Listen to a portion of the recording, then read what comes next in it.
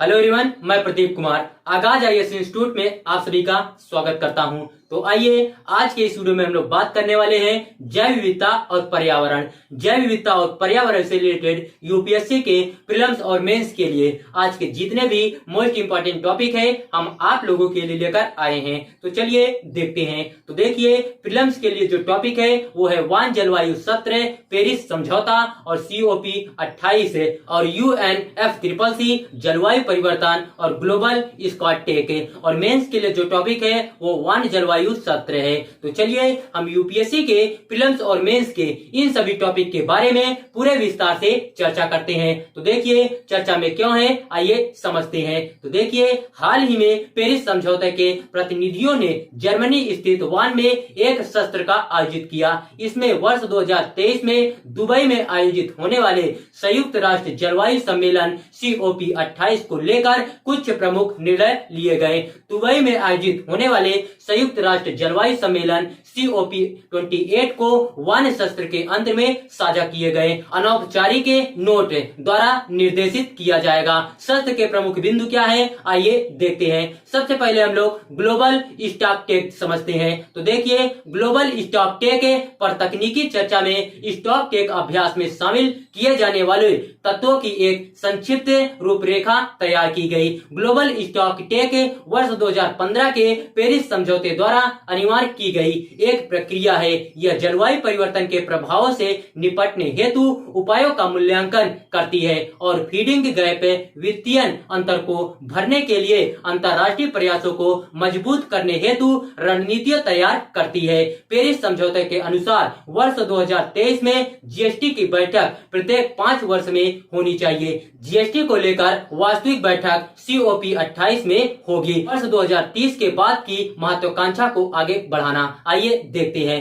पार्टियों और नागरिक समाज के प्रतिनिधियों ने बैठक का उपयोग वर्ष 2030 के बाद की महत्वाकांक्षा पर ध्यान केंद्रित करने के लिए किया है, जो विशेष रूप से ग्लोबल स्टॉक टेक पर काम को आगे बढ़ाने पर केंद्रित थी। यह विकासशील देशों के लिए जलवायु परिवर्तन के प्रभावों को अपनाने तथा वित्तीय एवं तकनीकी संसाधन जुटाने के प्रयास को सुदृढ़ करना चाहता है। हानि और क्षति के लिए धन की व्यवस्था क्या है, आइए देखते हैं। जलवायु परिवर्तन से होने वाली हानि और क्षति L&D को संबोधित करने हेतु संतुलित वित्त पोषण व्यवस्था को लागू करने पर चर्चा हुई, विशेष रूप से कमजोर समुदायों के लिए। सैंटियागो नेटवर्क के परिचालन में हानि और क्षति के बावजूद नेटवर्क के होस्ट का मुद्दा अनसुलझा रहा। सैंटियागो नेटवर्क का उद्देश्य प्रासंगिक संगठनों, निकायों, नेटवर्क और विशेषज्ञों की तकनीकी सहायता को उत्प्रेरित करना है, जो विकासशील देशों में स्थानीय,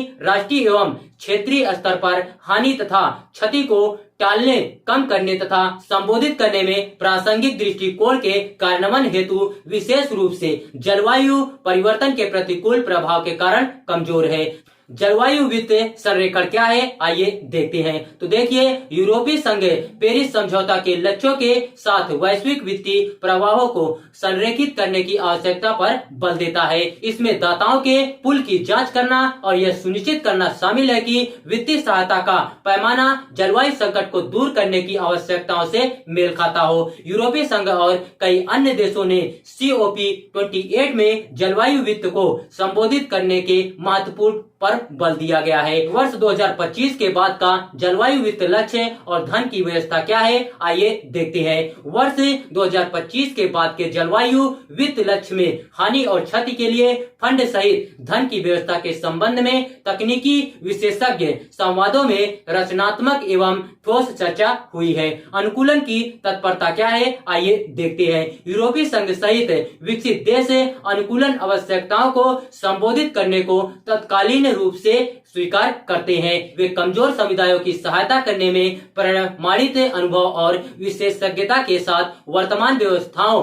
एवं संसाधनों को मजबूत करके समर्थन बढ़ाने के लिए प्रतिबद्ध है। कॉन्फ्रेंस ऑफ पार्टीज COP क्या है, आइए देखते हैं। यह जलवायु परिवर्तन पर संयुक्त राष्ट्र फ्रेमवर्क अभिसमय सम्मेलन का निर्णय लेने वाला सर्वोच्च निकाय है। प्रत्येक वर्ष COP की बैठक संपन्न होती है है। सीओपी की पहली बैठक मार्च 1995 में जर्मनी के बर्लिन में आयोजित की गई थी। यदि कोई पार्टी सत्र की मेजबानी करने की पेशकश नहीं करती है तो सीओपी का आयोजन 1 जनवरी में सचिवालय में किया जाता है। सीओपी अध्यक्ष का कार्यकाल सामान्यतः 5 संयुक्त राष्ट्र क्षेत्रीय समूहों के मध्य निर्धारित किया जाता है, जिनमें अफ्रीका, एशिया, लैटिन अमेरिका और कैरिबियन, मध्य और पूर्व यूरोपीय तथा पश्चिम यूरोपीय शामिल है। सीओपी का अध्यक्ष आमतौर पर देश का पर्यावरण मंत्री होता है, जिसे सीओपी सत्र के उद्घाटन के